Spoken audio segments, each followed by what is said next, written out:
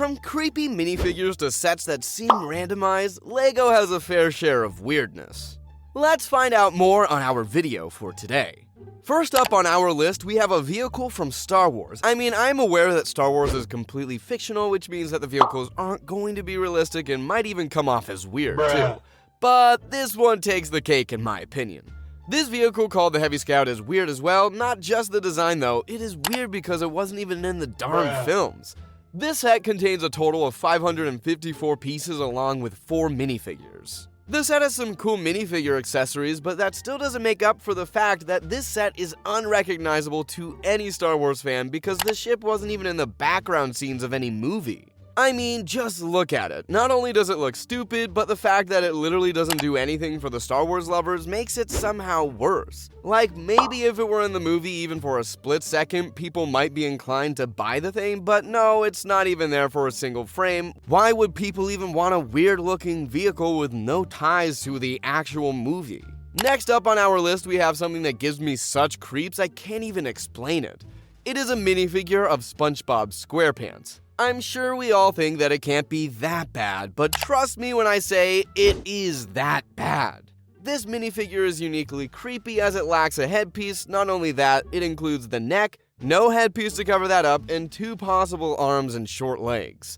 Another thing about this minifigure is that the shape is the same as any other minifigure, without the head of course. They didn't even bother making the torso square, the print is square, and you can clearly see the triangular body on the sides. It gives me the major creeps. SpongeBob is known as the funny character that every child loves, and as a child, I would have loved to have a minifigure of SpongeBob. Surely not this one though, this one is so not right. It is downright cursed if you ask me. The next item on our list is the Krusty Krab Adventure set. Now that we've discussed a minifigure from the same set, let's talk about why this whole set is a major mess. The thing is, the set looks okay at first glance, but when you look at it again, the more you look, the worse it gets. We've already dissected the minifigure of this set, so let's try to ignore that abomination. Okay, so it has 2 other minifigures, Patrick and Mr. Krabs. It also has a little burger car, which is undoubtedly cute. The weird thing, however, is the Krusty Krab itself. The Krusty Krab is empty. The whole build is so underwhelming, it only includes the front of the Krusty Krab and of course lacks the register and the iconic character Squidward. I feel like this set is so majorly disappointing. This set made me excited when I first saw it from afar, especially the burger car. I thought it was going to go in a completely different video, but as soon as I saw it properly, I realized how stupid and unacceptable this thing is. That's why it ended up on this list. Next up on our list, we have something under the same theme that we were just talking about, SpongeBob SquarePants. This time it is someone who was not included in the previous set we discussed. Yes, you guessed right, Squidward. The thing about this minifigure is that it is so out of character for Squidward. Not only is he smiling, but he also has the weird stud for a headpiece even though he doesn't have one. Squidward's face has that nose that you can't really print on a flat surface, so it would have been a fail anyway, and again the shape of the minifigure doesn't fit the character either. Overall, it is just as creepy if not more than the SpongeBob minifigure. Squidward is the iconic character known for his grumpy face who never smiles no matter what, so seeing this smile on this minifigure makes me feel so weird because this is so out of character for Squidward.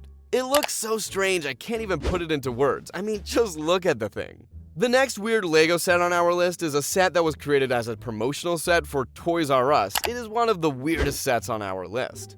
The reason is that the whole thing is strange and seems pointless to me. It is the disembodied Jeffrey the Giraffe. Yeah, you heard that right, it is disembodied or decapitated. I mean, it is technically just the neck and head of the giraffe, and the whole thing is extremely weird looking. It gives me such an ick when I look at this set. What would you even do with it? Display it? Like, hey, I have the face of this character to remind everyone of the demise of the world's largest toy stores.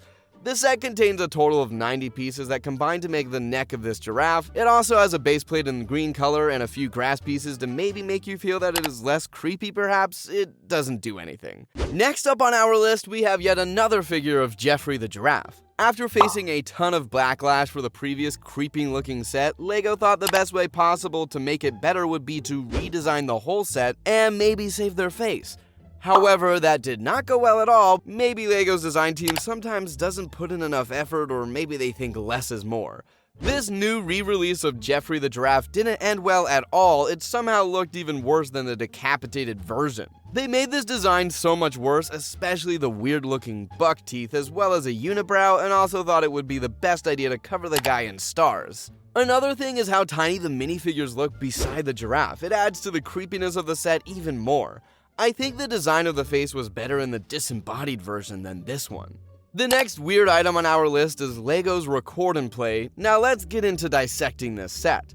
First, let me just criticize how it looks. Why is this green-colored critter? A frog? Grasshopper? Mantis? I'm not sure exactly what it's supposed to be, but whatever it is, I don't think it fits with the theme of the set either. The set is called Record and Play. You may be wondering what it records. The first thing that comes to mind is probably audio, but your guess is so wrong. It doesn't record sound, instead it records movements, which is still cool, but I don't think that LEGO was able to convey that properly, and of course, the weird design choice kind of failed the whole thing in my opinion. Maybe if it was made more clear that this set records movements and plays it back, it would have been better. And maybe if they made the design more robotic and not like a critter, that would have also made it less weird. Because how does this make sense at all? Next up on our list, we have LEGO's Nap. LEGO's Nap was a LEGO theme launched in 1998 to compete with another brand called K'NEX because K'NEX was rising in popularity and LEGO thought it would be best to release something similar to steal a bit of their audience. However, that failed miserably as the Snap sets just weren't it. The design was weird, it didn't look like what was being marketed.